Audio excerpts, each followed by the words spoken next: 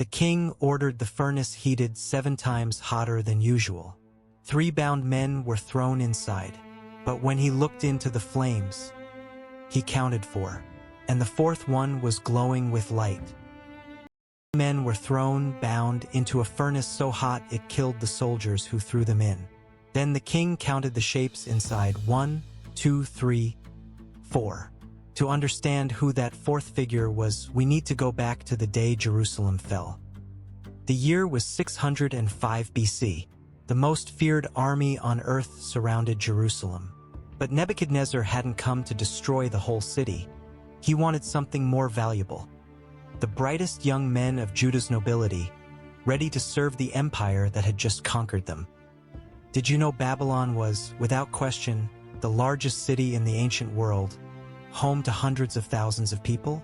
The walls were so wide that 2 war chariots could ride side by side along the top. No army had ever seen anything like it.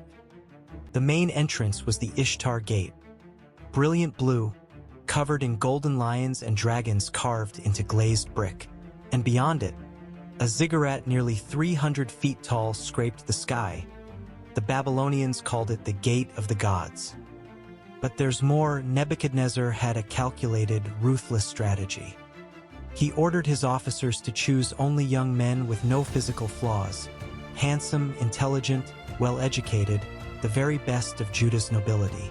Taking the brightest minds was domination's quietest weapon. Among that line of young exiles were 4 names that would change history forever: Daniel and his 3 friends, Hananiah, Mishael, and Azariah. None of them imagined that, decades later, they'd be remembered for a blazing furnace in the middle of the desert.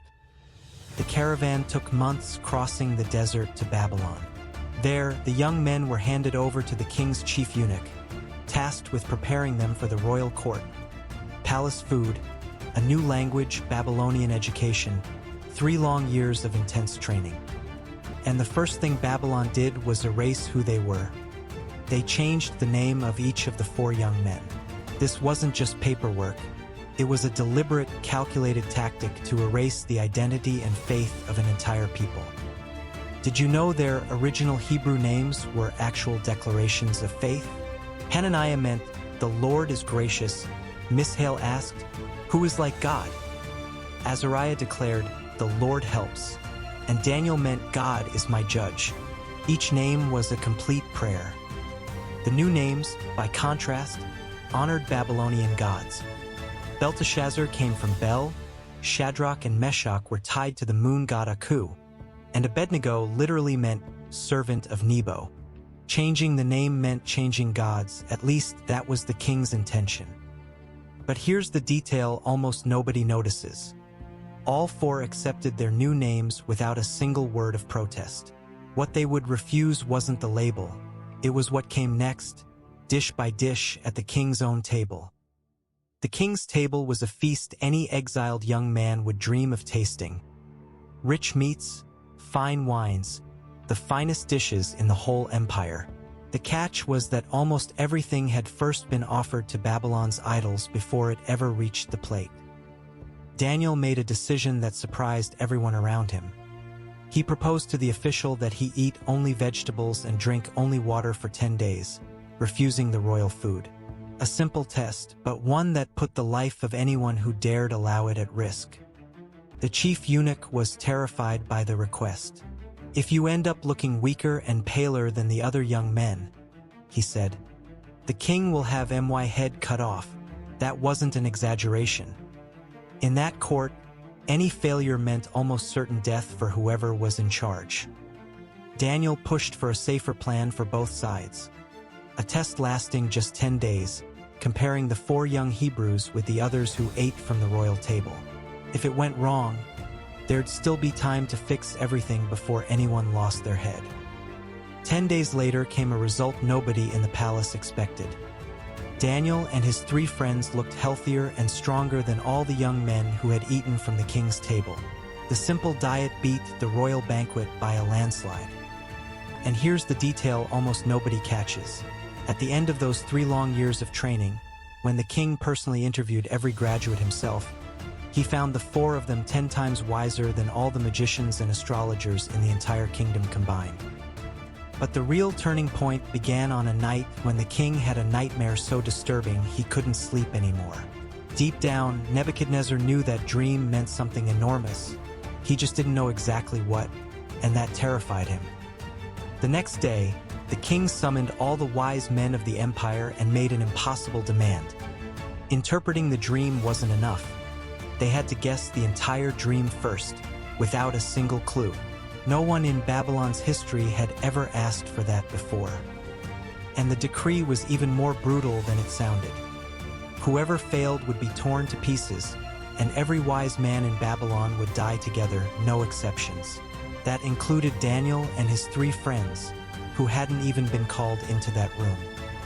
Facing an imminent death sentence, Daniel asked the king for time and rushed to tell his 3 friends everything. Together, the 4 of them fell into deep prayer, asking God to reveal the mystery before the executioner was finally summoned to the palace. That very night, in a vision, God showed Daniel the entire dream and its true meaning. The young man who had arrived in Babylon as a slave now held, alone, the answer that would save the lives of every wise man in the whole empire. Before the king, Daniel described the dream in full detail. A colossal, dazzling statue. Its head was pure gold, its chest and arms were silver, its belly and thighs gleaming bronze. Each part represented a different empire. The legs were pure iron, and the feet were a fragile mix of iron and baked clay. Then, out of nowhere, a stone struck the statue's feet with tremendous force and brought the whole thing crashing down, until it was dust carried off by the desert wind. But there's more. That statue was actually a timeline in disguise. Each metal represented an empire that didn't even exist yet. Media-Persia, Greece, Rome, listed centuries before they were even born. A prophecy written long before history actually happened. The king was so impressed that he bowed before Daniel and declared, in front of the entire court, that the God of the Hebrews was the God of gods. As an immediate reward, he promoted Daniel to governor of the whole province of Babylon. At Daniel's own request, the king also promoted Shadrach, Meshach, and Abednego, placing his 3 friends directly in charge of the rich, powerful province of Babylon. The 4 exiles now governed part of the very empire that had once enslaved them. But there's a huge irony hidden here. The king heard Daniel say, "You are the head of gold on that statue," and kept only that part for himself. He completely forgot that after the gold came metals that got weaker and more fragile. That vanity grew, year after year, quietly inside the king's heart. And what happened next, nobody saw coming. Nebuchadnezzar decided to turn that fleeting dream into something permanent, solid, impossible to ignore, and too enormous for any subject to refuse. Nebuchadnezzar ordered a statue built on the vast plain of Dura, completely covered in pure gold from top to bottom. This was no ordinary statue. It was a monument designed to be seen from far away, by anyone entering or leaving the capital of the Babylonian Empire. Did you know this statue stood about 90 feet tall and nearly 9 feet wide? That's roughly as tall as a 9-story building, but as narrow as an obelisk, likely raised on top of a massive stone pedestal. For the grand unveiling, the king didn't just summon Babylonians. He called for satraps, prefects, governors, counselors, treasurers, and judges from every province of the empire. Officials traveled hundreds of miles for one single massive event. A herald climbed a tall platform and announced the king's direct order. The moment the orchestra played the horn, flute, harp, lyre, psaltery, and bagpipe, everyone had to fall down and worship the golden statue. No exceptions whatsoever. And here's the detail almost nobody notices. The original text repeats that exact list of instruments 4 times in a row, from start to finish. That's not padding, it's an almost hypnotic effect, hammering the same order until it became automatic for the entire crowd. And the penalty for anyone who dared stay standing was one and only one: Immediate death in a blazing fiery furnace, with no chance to defend yourself. There was no trial, no second chance. Just the music, the golden statue, and the flames.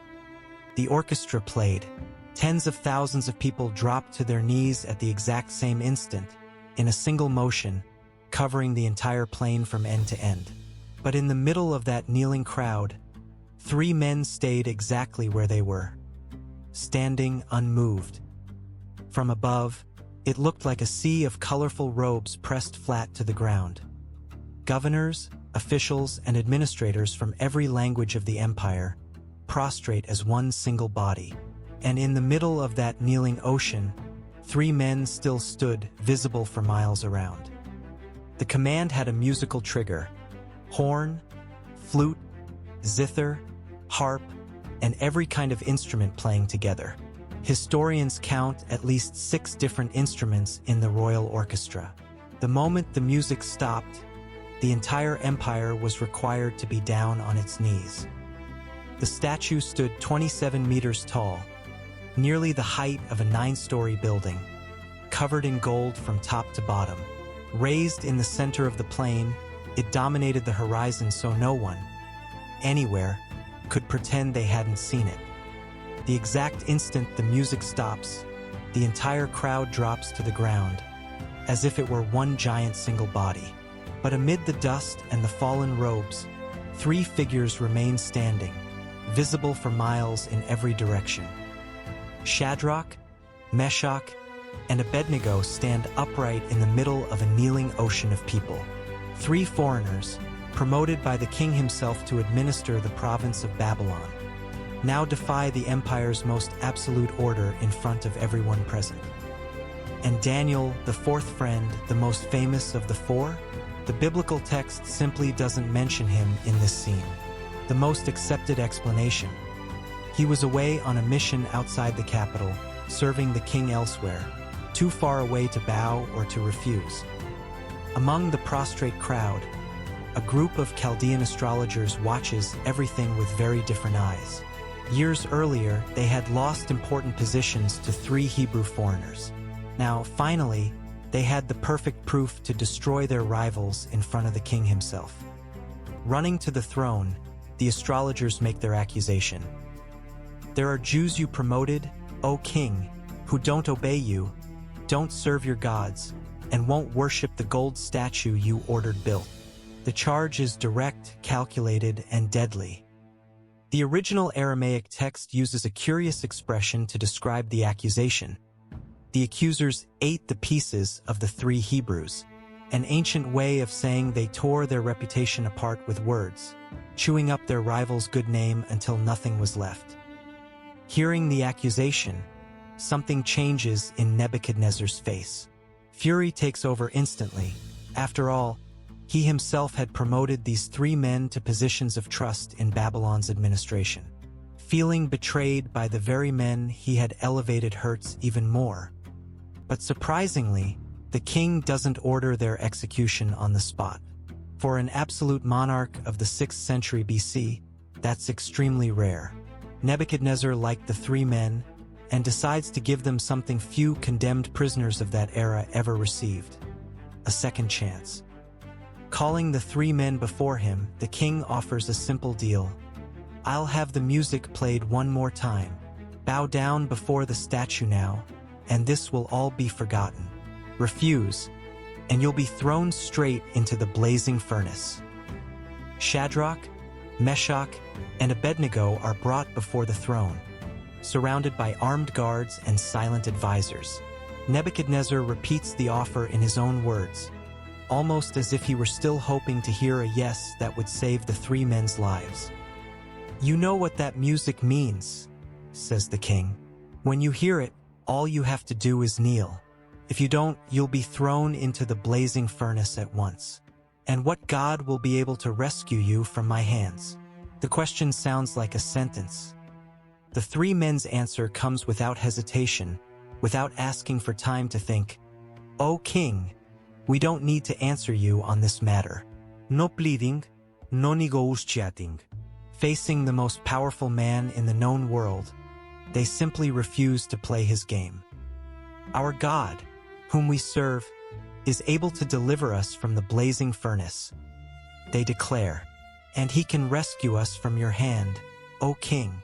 It's a declaration of full faith, without a shadow of doubt about the power of the one they trust. But then comes the phrase that changes everything. But if he does not, right there, they admit something rare in the entire Bible. They have no guarantee they'll be saved.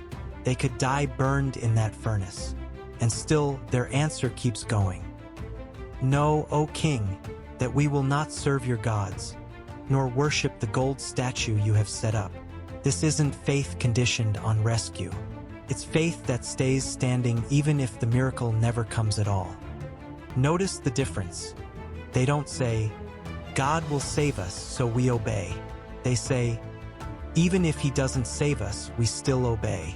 It's the distinction between serving God for what he can give and serving God for who he is. The silence that follows those words must have felt endless. 3 men with no army, no weapons, no certainty of surviving, have just publicly defied the most powerful king on earth, in front of tens of thousands of witnesses. The biblical text literally says, the king's expression changed. It's not a figure of speech. Nebuchadnezzar's face twists with rage in front of the entire court. Their public refusal is a humiliation he isn't going to forgive. Furious, the king gives an order impossible to carry out with precision. Heat the furnace 7 times hotter than normal. There's no thermometer to measure 7 times. It's pure fury turned into a command, with no limit and no calculation. Archaeology confirms that Babylon was full of industrial brick kilns just like that one. Nebuchadnezzar stamped his own name onto millions of construction bricks. Today, many of those original bricks are on display in museums all around the world. Babylonian brick furnaces, fired up to smelt metal or burn lime, could reach temperatures close to 1,000 degrees Celsius. 7 times hotter than normal, the furnace on the plain of Dura became one of the deadliest places ever built by human hands. But here's the detail almost no one notices. The hotter the fire, the faster the death. Without realizing it, in his blind fury, the king actually ended up making the execution less cruel. That intense heat meant seconds, not minutes, of suffering. Servants run through the heat, feeding the furnace with more and more wood, under the king's urgent orders. The heat is already so intense that no one can get near the opening without feeling their skin start to burn from a distance. To carry out the sentence, Nebuchadnezzar picks the strongest soldiers in the entire Babylonian army. Powerful, imposing men, hand-chosen to make absolutely sure the 3 Hebrews couldn't escape before being thrown into the blazing furnace. One detail the biblical text makes a point of recording. The 3 men are bound still wearing their own clothes, tunics, trousers, and turbans intact. They go into the fire fully dressed, a detail that will turn out to be crucial for what happens next. The soldiers carry the 3 bound men toward the scorching mouth of the furnace, climbing the brick ramp built alongside the structure. The heat rising from the opening can already be felt dozens of yards away. The furnace is so hot that, as they approach the opening to throw in the prisoners, the heat itself kills the soldiers carrying them. The executioners fall first, even before the 3 condemned men touch the fire. It's a twist no one saw coming. The strongest men in the army, chosen precisely for their strength, die carrying out the order. The ones who were supposed to execute the sentence fall. The ones who were supposed to die haven't even touched the flames yet. Bound hand and foot, the 3 men fall together into the glowing opening of the furnace, wrapped in an orange blaze that lights up the entire plain of Dura. Among the crowd, no one doubts it. That is the end of Shadrach, Meshach, and Abednego. Nebuchadnezzar walks back to his throne and sits down, expecting to watch the outcome of his order through the furnace opening in the distance. For a king who insists on witnessing his own punishments, this should have been a quiet moment of victory. But suddenly, the king jumps to his feet, astonished, eyes locked on the furnace. Something inside it doesn't match what he expected to see. He turns to the advisors beside him with an urgent question. "Didn't we throw 3 men, bound, into the fire?" the king asks. "Yes, certainly, O king," the advisors answer. "Well, I see 4 men unbound, walking freely in the middle of the flames, without a single injury." He replies in disbelief. "And the appearance of the 4th, Nebuchadnezzar adds, "is like that of a son of the gods." Who was this 4th figure who appeared out of nowhere inside the hottest fire ever lit in Babylon? That question would echo across the next 2,600 years. The king just asked, "Didn't we throw 3 men, bound, into the fire?" But now he sees 4, unbound, walking calmly through the flames. The ropes that held Shadrach, Meshach, and Abednego are gone. The fire burned only what God allowed it to touch. Who was the 4th man? Ancient Jewish scholars said he was an angel sent by God. Others, centuries later, saw something greater there, a theophany, the Son of God himself appearing before being born in Bethlehem. The text only says, "like a son of the gods." This debate isn't trivial. If it was an angel, God sent protection. If it was God himself, he didn't rescue the 3 men from the furnace. He stepped into it with them. That's the difference between a distant God and a God who descends into the fire. Here's a curious detail. The prophet Isaiah, writing decades earlier, had already promised this to the exiled people. "When you pass through the waters, I will be with you, and through the fire you will not be burned." A promise written long before Babylon's furnace even existed. But there's more. Isaiah 43 was written right around the time of Judah's exile, the very setting where Daniel and his 3 friends lived. Prophecy and miracle meet in the same story, decades apart, one God faithfully keeping his word. And here's the detail almost nobody notices. God never promised to pull them out of a fire that didn't exist yet. He promised to be inside it with them. Babylon's furnace, without meaning to, became living proof of a promise made decades earlier, thousands of miles away. Outside, Nebuchadnezzar can't stop staring. The most powerful man in the world, ruler of the greatest empire of his time, starts walking toward the mouth of the furnace, the same fire that, minutes earlier, had killed the strongest soldiers in his army. He gets close enough to feel the heat on his skin, and shouts, his voice trembling between fear and amazement. "Shadrach, Meshach, and Abednego, servants of the Most High God, come out, come to me." Notice that a pagan king calls them servants of the Most High God. Inside the fire, the 3 men hear the call, and they do something nobody expected. They don't run, they don't panic to get out. They walk, slowly, with steady steps, like someone crossing an ordinary room, not a furnace heated 7 times hotter than normal. And here's the chilling detail, only 3 walk out. The 4th man, the one who glowed like a son of the gods, stays behind, inside the fire. He never needed an audience. He only showed up where and when he was needed, then simply disappeared. The 3 men step out of the furnace onto the cold stone of the royal courtyard. Around them, satraps, prefects, governors, and the king's counselors. The same crowd that, hours earlier, applauded their death sentence, now watches in absolute silence. Nobody moves. The crackling of the fire inside is the only sound. The most powerful king in the world, surrounded by his entire court, is staring at 3 men he himself condemned to death. Men who are now impossibly alive and standing. A detail historians love to point out. The text records the king's exact words, "servants of the Most High God," not prisoners, not rebels. A foreign king at the height of his power, publicly acknowledging who these 3 men truly belong to. And the scene that follows looks like a trial in reverse.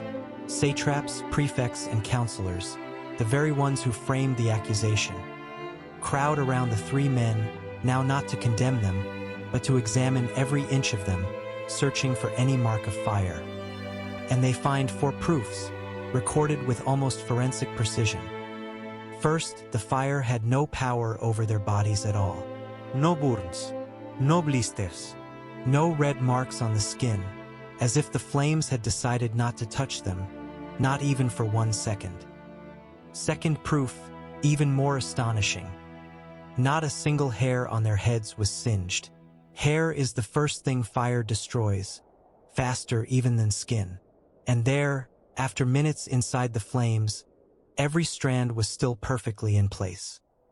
Third proof, their clothes, the robes, the trousers, the turbans were completely intact.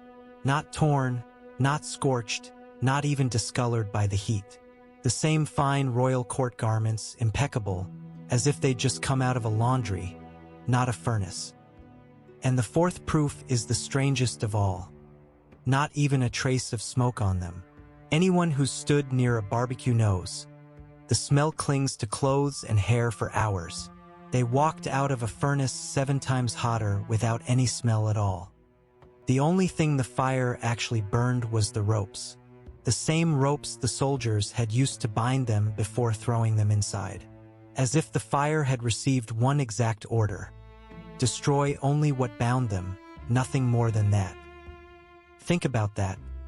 The very same fire that burned Babylonian soldiers to ash outside the furnace couldn't even singe a single hair inside it. The fire didn't grow weaker.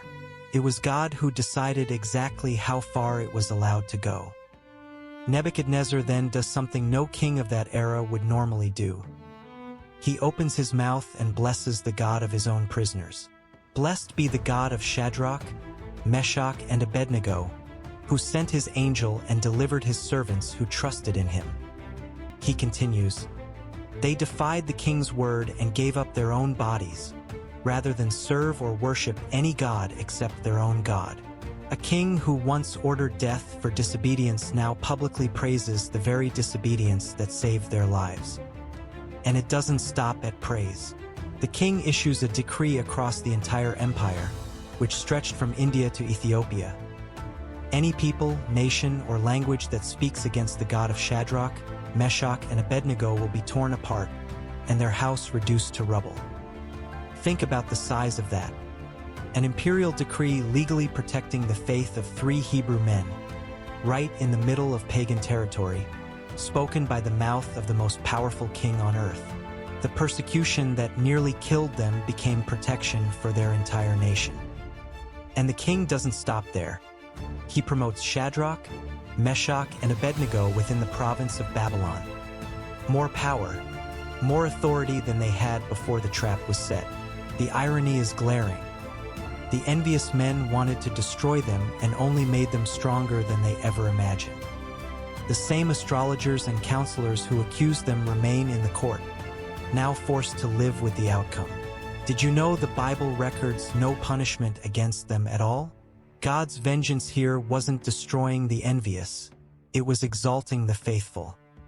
But that wasn't the last time Nebuchadnezzar had to bow before this God. Years later, according to the book of Daniel, this same king would spend 7 years eating grass like an ox, until he finally recognized who truly rules the kingdoms of the earth. And here's another curious detail. Centuries later, the book of Hebrews remembers the 3 men, even without naming them, quenched the violence of fire, a short phrase, almost hidden, carrying the entire weight of that impossible night in Babylon's blazing furnace. And outside the Bible, the story kept echoing. Jewish tradition and Eastern churches still celebrate the 3 young Hebrew men to this day. There's a song attributed to them, preserved in ancient versions of the book of Daniel, sung in liturgies for over 2,000 years. And Daniel, the friend missing from this story because he was away on another mission for the king, the same God who shut the furnace's mouth would, years later, prepare an even greater proof, shutting the mouths of hungry lions, with Daniel nearly 80 years old. 2 furnaces of danger, decades apart, the same faithful God in both. If you haven't seen the full story of the lion's den yet, it's in another episode right here on the channel. and it's well worth watching after this one. But let's go back to the moment before the flames, because that's where the real lesson lives. Remember their words to the king? Our God can deliver us, but if he doesn't, we still won't worship your statue. They said that without knowing how the story would end. Real faith isn't having a guarantee of a miracle before you act. It's staying on your feet even without knowing if the miracle will come. The three men didn't know they'd walk out alive. They chose to obey anyway, and that's when the miracle showed up. And the fourth man? Tradition believes he still walks into furnaces. Only today they go by other names. Illness, loss, loneliness, fear. He doesn't promise to pull anyone out of the fire. He promises to be inside it, exactly as he did that night in Babylon. Maybe that's the message that traveled 25 centuries to reach you here. You don't need certainty about the ending to keep standing. And when the fire comes, you might not be as alone as you think you are. The story of Shadrach, Meshach, and Abednego isn't about escaping the fire. It's about who walks with you when the fire can't be avoided. In the end, a pagan king summed it up better than any sermon. There is no other God who can deliver like this. And you? Have you ever walked through a furnace where you only realized later that you weren't alone? Tell me down in the comments. Subscribe to the channel and join me for the next story, because the Bible holds so much more fire, faith, and miracle waiting for you.